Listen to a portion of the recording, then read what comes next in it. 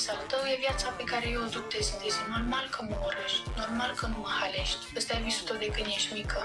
Să ai și tu un comentariu în engleză, să te urmărească și pe tine englezii. Că încolo eu sunt cunoscută pe internațional, nu tu. Înțelegi? Și ăsta e doar începutul.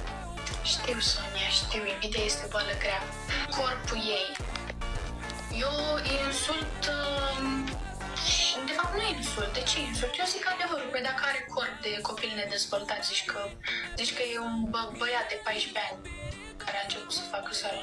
Eu nu o insult, dragilor. Eu îi urez tot binele din lume. Mi-e milă de ea. Mi l-am arătat pe ăsta, că ăsta e mai ok. Restul sunt patetice rău de tot. Mi l-am arătat pe ăsta.